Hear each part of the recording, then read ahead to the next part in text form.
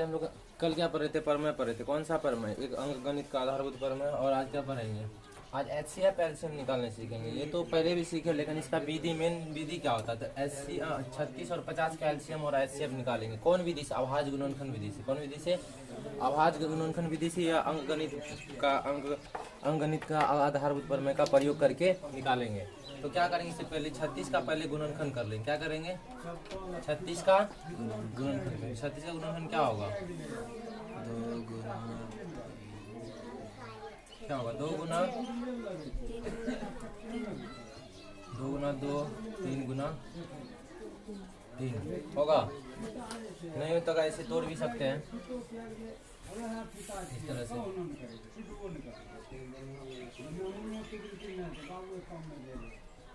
तो गया 2 गुना 3 गुना 3। तो ये हो गया क्या? 36 का अभाज्य गुणनखंड। अब क्या कर लेंगे? 50 का अभाज्य गुणनखंड कर लेंगे। 50 का क्या होगा? नहीं, ऐसे अगर ऐसे नहीं होता तो ऐसे कर, इस प्रकार से कर सकते हैं। 50 का अभाज्य गुणनखंड क्या होगा? 2 गुना 5 गुना 5। तो पहले एचसीएफ अगर निकालें, क्या इसको, ये अभाज्य गुणनखंड हो गया। क्या हो गया? तो अभाज्य गुणनखंड विधि से एचसीएफ और एलसीएम ज्ञात करने सीखेंगे आज। तो एचसीएफ होता है क्या? एचसीएफ का पहले मतलब क्या होता है? एचसीएफ का मतलब होता है मौसो। एचसीएफ का मतलब होता है मौसो। और मौसो का फुल फॉर्म महत्तम समावर्तक। महत्तम समापवर्तक। महत्तम समापवर्तक। क्या होता है? महत्तम समापवर्तक। महत्तम समापवर्तक।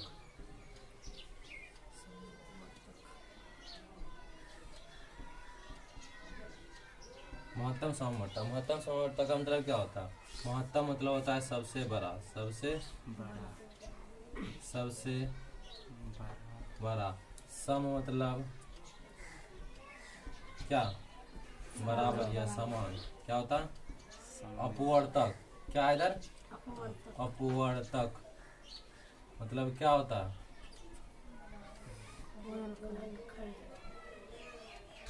सबसे बड़ा गुणनखंड। तो एचसीएफ का मतलब होता है, शॉर्टकट में मौसम लिखते हैं बचपन, और इसका मतलब होता है महत्तम समापवर्तक। ये दो चीज से मिलकर बना है, सम जोड़ अपवर्तक। सम जोड़ अपवर्तक समापवर्तक। महत्तम मतलब होता है सबसे बड़ा, और सम मतलब बराबर, और अपवर्तक मतलब गुणनखंड। तो जब दो संख्या में सबसे बड़ा और बराबर गुणनखंड, मतलब सबसे बड़ा दोनों में खोजेंगे और सबसे बड़ा खोजेंगे, दोनों में खोजेंगे, दोनों में निकालेंगे और सबसे बड़ा गुणनखंड दोनों में खोजेंगे और सबसे बड़ा गुणनखंड निकालेंगे। तो एचसीएफ का मतलब होता है क्या? मौसम, महत्तम, समावर्तक। तो ऐसा गुणनखंड जो दोनों में हो, ऐसा जो दोनों में, ऐसा जो दोनों में और सबसे बड़ा हो, दोनों में और क्या हो? सबसे बड़ा होना चाहिए। तो वही हम सीखेंगे। तो इसका मतलब इससे, और ये मौसम से क्या, एचसीएफ से ये दोनों संख्या कटना चाहिए। एचसीएफ मतलब होता है जो दोनों संख्या को पूर्ण रूप से विभाजित कर दे। ऐसा सबसे बड़ा संख्या जो दिए हुए संख्या को पूर्ण रूप से विभाजित कर दे, उसी को कहते हैं मौसम यानी एचसीएफ। तो एचसीएफ किसे कहते हैं? तो वैसी सबसे बड़ी संख्या जो दिए हुए दोनों संख्या को पूर्ण रूप से विभाजित कर दे। क्या कर दे? पूर्ण रूप से विभाजित। और ये मौसम के बारे में थोड़ा डिटेल है कि मौसम का मतलब क्या आता है। तो अब दोनों में निकालना हमको मौसम। तो क्या करेंगे? मौसम के लिए पहला, इस पे पावर कितना है? इसको इस प्रकार लिख लेते हैं। इसको लिखेंगे 2 पर पावर 2। क्या लिखेंगे? इसको लिखेंगे 3 पर पावर 2। इसको क्या लिखेंगे? 2 पर पावर 1, 5 पर पावर 2। तो मौसम में क्या करना है? अब हम निकालना है हमको मौसम। ये तो महत्तम समावर्तक का फुल फॉर्म समझ गए, इसको आप लोग उतार लीजिएगा। अब होता है क्या? मौसम निकालना। क्या निकालना है? मौसम।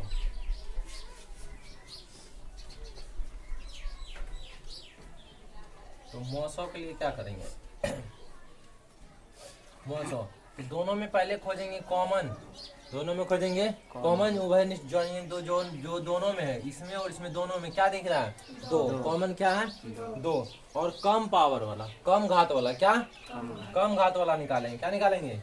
कम घात वाला। तो कम घात यहाँ पर 2 है दोनों में, 2 दोनों में कॉमन है। 2 पर पावर इसमें 2 है, 2 पर पावर 1। तो छोटा पावर वाला लिखेंगे। क्या लिखेंगे?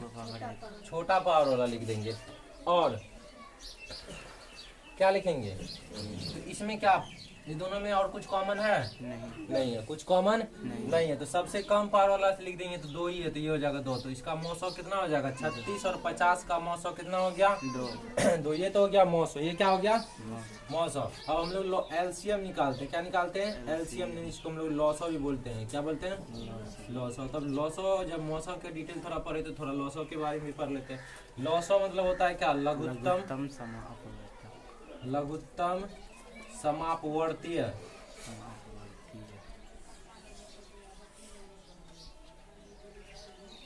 दोनों में अंतर है। उसमें होता है समापवर्तक। उसमें क्या होता है? मौसम में समापवर्तक। इधर इस दोनों का देख लेते हैं तब समझ में आएगा। महत्तम समापवर्तक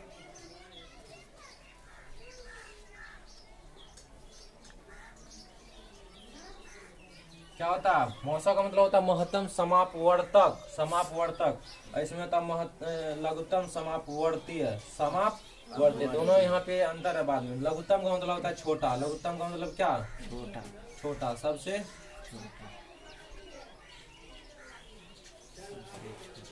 सबसे छोटा। समाप मतलब यहाँ सम और अपवर्तीय से बना है। तो सम मतलब क्या अभी बताएं? बराबर। सम मतलब बराबर। अपवर्तीय। अपवर्तीय लिखा हुआ यहाँ पे। अपवर्तीय का मतलब होता है गुणज। अपवर्तीय का मतलब क्या होता है? गुणज। ये 7, 8 सबका चीज है, डिटेल में तो अभी बताएंगे। गुणज मतलब क्या होता है? गुणज मतलब उसके पारा का गुणज कहते हैं। गुणनखंड मतलब जो इससे वो दिया हुआ संख्या विभाजित उसे गुणनखंड कहते हैं। जिससे दिया हुआ संख्या, जो दिए हुए संख्या को विभाजित करते वो गुणज होता है। तो क्या कर रहा है? सबसे छोटा गुणज। गुणज का मतलब जैसे दिया हुआ ये, तो ये हो गया। ये क्या हो गया? इसमें ये हो गया इसका गुणज। ये सभी इसका क्या हो गया? 8 का ये सभी क्या है? गुणज मतलब होता है जो दिया हुआ संख्या उस संख्या को विभाजित कर दे। और अपवर्तक का मतलब होता है कि जो नया संख्या वो पुरानी संख्या को विभाजित करते उसे कहते हैं अपवर्तक, यानी गुणनखंड। और गुणज होता है जो नया संख्या निकला उसको पुराना संख्या विभाजित कर दे, यानी जो पहले से दिया हुआ संख्या इस संख्या को विभाजित कर दे तो गुणज कहलाएगा ये सभी।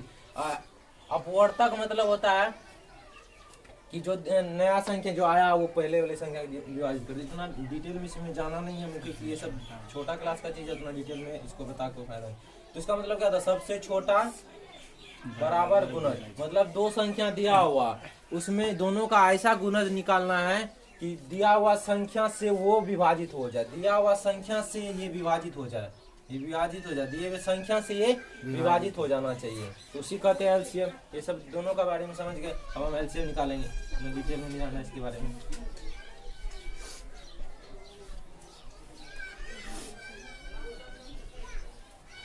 तो निकालेंगे अब एलसीएम। तो एलसीएम में क्या होता है? इसमें लिए थे उभयनिष्ठ खोजे और कम पावर वाला। उभयनिष्ठ खोजे और इसमें भी खोजेंगे उभयनिष्ठ, लेकिन महत्तम पावर वाला। लेकिन नाम उल्टा, पर पावर लेते समय थोड़ा ध्यान देना पड़ेगा। लघुत्तम है लेकिन इसमें कॉमन खोजेंगे क्या? उभयनिष्ठ दोनों में 2-2 है। क्या है? 2-2 है। क्या है? 2 और 2 दोनों में है, लेकिन पावर क्या होगा? ज्यादा पावर वाला लेंगे। क्या लेंगे? ज्यादा पावर वाला। अब तो सिर्फ उभयनिष्ठ खोज लिए 2 पर पावर 2, और क्या उभयनिष्ठ कुछ है? नहीं है। अगर यहाँ पे सिर्फ 2 पर पावर 2 लेंगे तो इसका वैल्यू हो जाएगा कितना? 4। क्या एलसीएम दोनों का 4 होगा? एलसीएम मतलब होता है ये दोनों से ये कटना चाहिए, नया वाला संख्या कटना चाहिए। क्या कट रहा है? नहीं। तो अब क्या करेंगे? तो इसका मेन क्या होता है? 2 तरह इसको समझ सकते हैं। पहला बात ये, अगर इसमें 5 नहीं है, इसमें 3 है, इसमें 5 नहीं है, 5 नहीं है तो 1 लिख सकते हैं ना? 1 से कुछ फर्क नहीं पड़ेगा। और 1 को क्या लिख सकते हैं? किसी भी संख्या पर अगर पावर 0 हो तो उसका वैल्यू क्या होता है? 1। तो 5 इसमें नहीं, तो 5 लाने के हम इसको लिख सकते हैं 5 पे पावर 0, क्योंकि 5 पे पावर 0 कितना होता है? 1 होता है। तो 1 से गुना कर देने पर कोई फर्क नहीं पड़ता है। तो अब दोनों में 5-5 कॉमन दिख गया। हाँ, और इसमें 3 नहीं है तो इसमें 3 पर पावर 0 लिख देंगे। क्या लिख देंगे? क्योंकि किसी भी संख्या पर पावर अगर 0 है तो उसका मान क्या होता है? 0, 1 होता है। उसका मान कितना होता है? 1 होता है। कैसे होता है? थोड़ा सा देख लेते हैं हम लोग कि किसी भी संख्या पर पावर अगर 0 है तो 1 कैसे होगा। मानिए कोई संख्या a है, इस पर पावर 0 है तो हम इसको लिख सकते हैं a पर पावर 1 घटा 1 0 होगा। अब इसको हम लिख सकते हैं a पर पावर 1 गुना a पर पावर -1। क्योंकि पावर में गुना में पावर जुटता है। अगर सेम आधार रहेगा तो पावर क्या होगा, जुटेगा। तो नीचे ए तो ये दोनों जुटा यानी माइनस है, तो दोनों घटा था, तो इसको हम पीछे ले जा रहे हैं, बैक कर रहे हैं, तो ये जाएगा माइनस। अब इसको हम लिख सकते हैं ए पर पावर 1, ये माइनस में है तो कहाँ चले जाएगा, नीचे प्लस में आ जाएगा। नीचे क्या हो जाएगा, यानी ये ए है और नीचे भी क्या हो गया, ए कट के कितना हो गया 1। ये इसका मेन थ्योरी है कि किसी भी संख्या पर 0 होता है तो उसका मान 1 कैसे होता है। 0 को लिख सकते हैं घटा 1, घटा में है तो इसका डायरेक्ट यहाँ से ये भी लिख सकते हैं। घटा में इसका मतलब पावर भाग में होता है, जब भी पावर भाग में होता है तो माइनस में होता है, तो इसको हम डायरेक्ट यहाँ के बाद ये भी स्टेप लिख सकते हैं कि ये भाग में, इसीलिए पावर घट रहा, पावर घटता है इसका मतलब वो किस में, भाग में, तो भाग में हो गया। ऊपर भी ए और नीचे भी ए, तो दोनों का डिवाइड कट के कितना आ गया, 1 आ गया। तो ये बेसिक थ्योरी है कि किसी भी संख्या पर 0 होता है तो वो उसका मान 1 कैसे होता है। तो ये लोग आप लोग इसको उतार भी सकते हैं। उसके बाद अब आगे देखते हैं, तो ये हो गया। तो अब दोनों संख्या दोनों में कॉमन मिल जाएगा, ओवनिस्ट में दोनों में कॉमन मिल जाएगा। यहाँ भी 3 है, इसमें भी 3 है, तो हम बोले हैं कॉमन खोजना ज्यादा पावर वाला। ज्यादा पावर 3 पर पावर 2 होगा या 3 पर पावर 0 होगा, कौन सा पावर बड़ा होगा, 3 पर पावर लिख देंगे, गुना 3 पर पावर 2। और अब 5 भी दोनों में है, तो बड़ा पावर 5 पर पावर 2, तो ये हो जाएगा 4, ये हो जाएगा 9 और ये हो जाएगा क्या 50। तो क्या हो जाएगा 25 चूंकि 100 900। तो गुना करेंगे कितना होगा, ये दोनों पहले मल्टीप्लाई करेंगे तो 100 है, 9 से गुना करेंगे 900, इसका एलसीएम कितना हो जाएगा 900। कितना हो जाएगा एलसीएम, तो 900। तो क्या अब सब सवाल में हम लोग 0 दोनों में पावर बराबर करने के लिए, इसमें 5 है, इसमें 5 नहीं है, इसमें 5 पावर 0 देंगे, इसमें 3 है, इसमें 3 है, 3 पर पावर 0 देंगे। तो इतना नहीं करना है, इसके लिए एक और तरीका क्या है एलसीएम निकालने का। एलसीएम निकालने का एक और तरीका क्या, पहले तो कॉमन पावर ये नहीं था, ये 3 और 0 जो बाद में लोग बैठा इसको मिटा देते हैं। अब जो है कॉमन खोज लेंगे, दोनों में क्या है 2 पर पावर 2 है, इसमें 1 है, तो बड़ा पावर वाला लेंगे। क्या लेंगे, बड़ा पावर वाला, तो 2 पर पावर 2, 2 पर पावर 2। अब क्या करेंगे, जो उभयनिष्ठ है वो तो ले लिए, बाकी जो बचा हुआ उसको भी गुना के रूप में लिख देंगे। जो भी बचा हुआ दोनों में है, जो दोनों में जो बच चुका वो दोनों को गुना के रूप में लिख देंगे। 2 पर पावर 2 बच चुका, 2 पर पावर 5 बच चुका, और 3 पर पावर 5 बच चुका, 5 पर पावर 2 बच चुका है। तो सबको जब गुना करेंगे तो 900 ही आएगा। मेन ये होता है बेसिक तरीका ये होता है कि आखिर ये हम क्यों लिए, अगर 3 पर पावर 2 क्यों लिए, क्योंकि हम तो बोले उभयनिष्ठ लेना है, लेकिन उभयनिष्ठ 3 पर पावर 2 इसमें तो है नहीं। इससे पहले वाला इसमें कैसे आया 3 पर पावर 2 अभी हम बता चुके हैं। 3 पर पावर 0 इसमें बैठा देंगे, 5 पावर 0 इसमें बैठा देंगे, तब बड़ा पावर ले लेंगे। लेकिन अगर हमको, लेकिन अधिकतर कैसे बताया जाता है सभी को कि जो है मेन कॉमन खोज लेना, उसका जो बचा हो उसको गुणनखंड के रूप में लिख देना। लेकिन ये आया कैसे, ये तो हम लिख दिए, ठीक है लिख दिए, लेकिन कैसे आया, तो मेन बेसिक इधर हम बता चुके हैं कि आखिर कैसे हम लोग ये बचा हुआ संख्या लेते हैं। तो एलसीएम इस तरीका से निकाला जाता है। तो एलसीएम लोग बच्चा में पढ़े थे, इतना डिटेल में एलसीएम जाने का जरूरत नहीं, तो आप लोग इसको उतारिए। अगर जिसको नहीं समझ में आए तो एक और क्वेश्चन लेकर हम समझाते हैं। 24 और 36 का एलसीएम और एलसीएम कौन, अभाज्य गुणनखंड विधि से, कौन विधि से, अभाज्य गुणनखंड विधि से, अभाज्य गुणनखंड विधि में तोड़ के बनाएंगे। तो हम लोग 24 को लिख सकते हैं क्या, 24 का अभाज्य गुणनखंड, 24 का अभाज्य गुणनखंड क्या लिख सकते हैं, 2 गुना, बोलो 2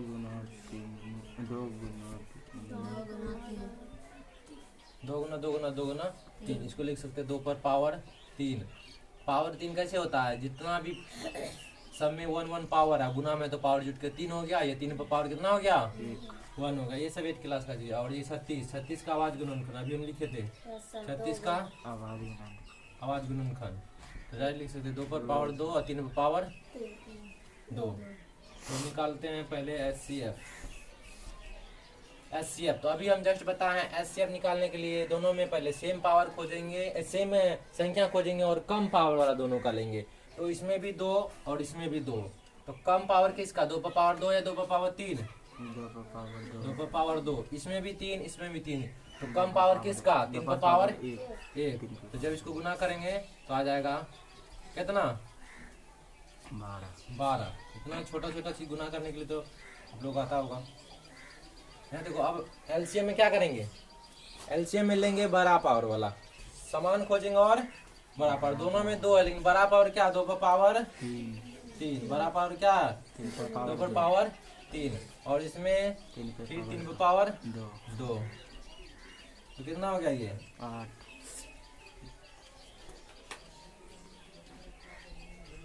72, कितना निकल गया 72 हो गया आंसर।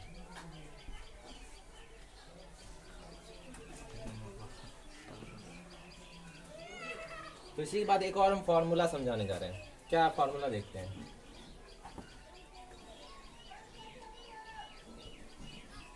एलसीएम गुना एचसीएफ बराबर होता है दोनों संख्याओं का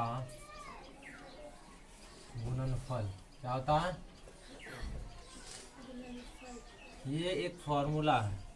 किसी भी संख्या का एलसीएम और एचसीएफ को गुना करेंगे, किसी भी संख्या का एलसीएम और एचसीएफ को गुना करेंगे तो दोनों संख्या का गुणनफल के क्या होगा बराबर प्राप्त होगा। क्या होगा बराबर प्राप्त होगा।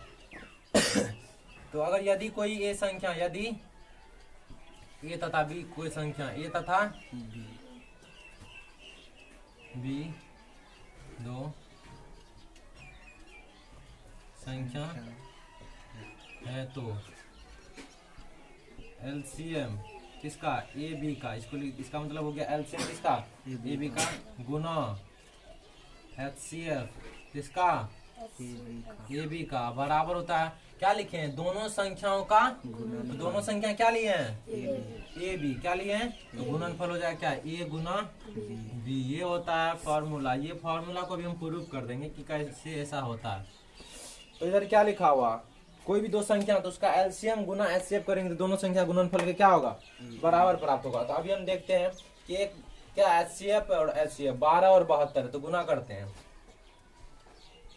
72 गुना 12 देखते हैं, और फिर क्या करेंगे 36 और 24 को गुना करेंगे बराबर आता है कि नहीं, वही ना करा दोनों संख्या का एलसीएम एचसीएफ, दोनों संख्या का एलसीएम और वो दोनों संख्या जब गुना करेंगे दोनों क्या होगा बराबर प्राप्त होगा। तो देखते हैं होता है कि नहीं बराबर। इधर है 24 गुना 36, दोनों तरफ गुना करते हैं आता है कि नहीं 24 गुना 36। तो यहाँ हम लोग गुना करके देख लेते हैं कितना होगा 24 के 4 कितना हो गया जल्दी करो रे गुना हुआ, गुना करके बताओ कितना होगा जल्दी बताओ।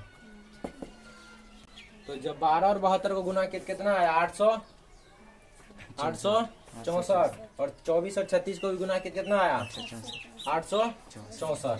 तो यही है फॉर्मूला, यही क्या फॉर्मूला, यानी कोई भी दो संख्या का एचसीएफ और एलसीएम को गुना करेंगे तो वो दोनों संख्या के गुणनफल के क्या होगा बराबर प्राप्त होगा, दोनों संख्या गुणनफल के बराबर प्राप्त होगा। तो ये इसको आप लोग उतारिए, ये फॉर्मूला की उतारिए, पहले ये उतार लीजिए।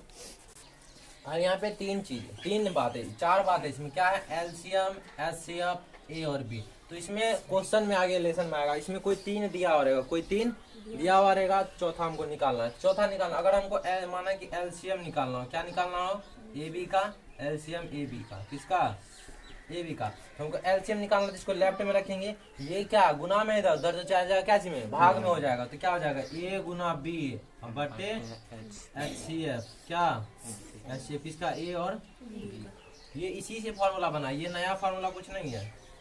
अब हमको अगर एचसीएफ निकालना हो, क्या निकालना हो एचसीएफ किसका ए बी का, तो क्या लिखेंगे ए गुना बी और ये अब इस बार हमको क्या निकालना है एचसीएफ। तो एलसीएम को क्या कर देंगे इधर भाग में भेजेंगे, तो एलसीएम ए बी का ये एक ही फॉर्मूला से दोनों बन के आया, एक ही फॉर्मूला से दोनों बन के आया। इसका मतलब क्या हुआ ये ए गुना बी मतलब क्या है ए गुना बी मतलब दोनों संख्याओं का गुणनफल है। अब इसका मतलब ये नहीं कि सवाल में भी थोड़ी देगा, कोई संख्या उधर ए और बी, कोई संख्या ए और बी क्या कोई संख्या, इससे लिखना चाहते थे इससे लिख सकते, इससे फॉर्मूला भी बना सकते हैं। क्या लिख सकते हैं एलसीएम बराबर दोनों संख्याओं का गुणनफल, दोनों संख्याओं का गुणनफल बटे ये एचसीएफ उधर चल जाएगा तो एचसीएफ। तो ये भी फॉर्मूला लिख सकते, दोनों एक ही बात हुआ। ए गुना बी मतलब क्या दोनों संख्याओं का गुणनफल है, ए गुना बी मतलब क्या दोनों संख्याओं का गुणनफल है। ए और बी क्या संख्याओं का गुणनफल है, तो ये दोनों में से कोई उतार सकते हैं।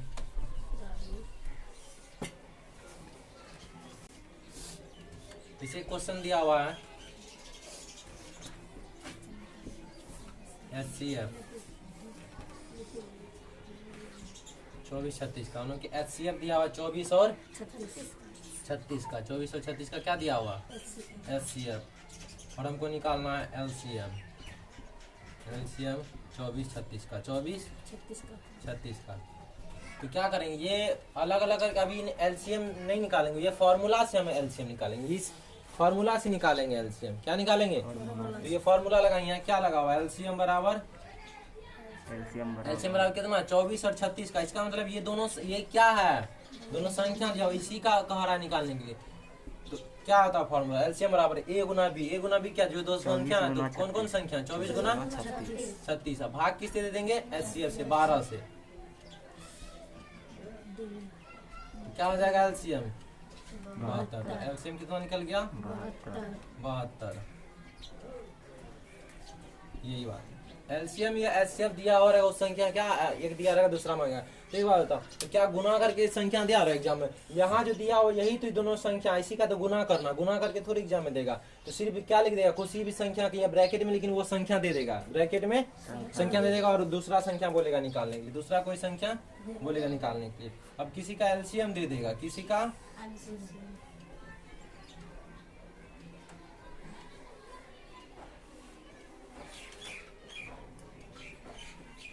12 और 18 का LCM, 12 और 18 का LCM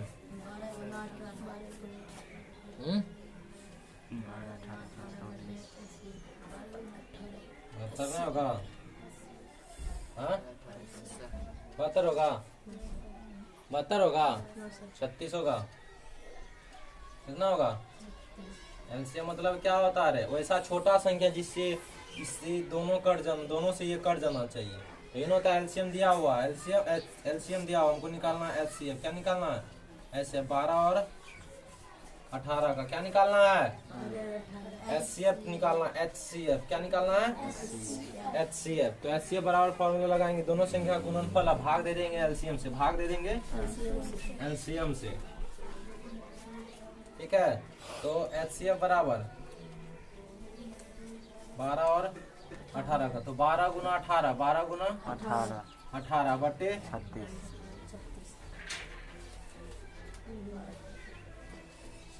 कितना निकल गया HCF 6 निकल गया, कितना निकल गया 6 निकल गया। तो ये दो क्वेश्चन था, इसमें बहुत सारा भी क्वेश्चन देंगे, तो इसको आप लोग बताएं।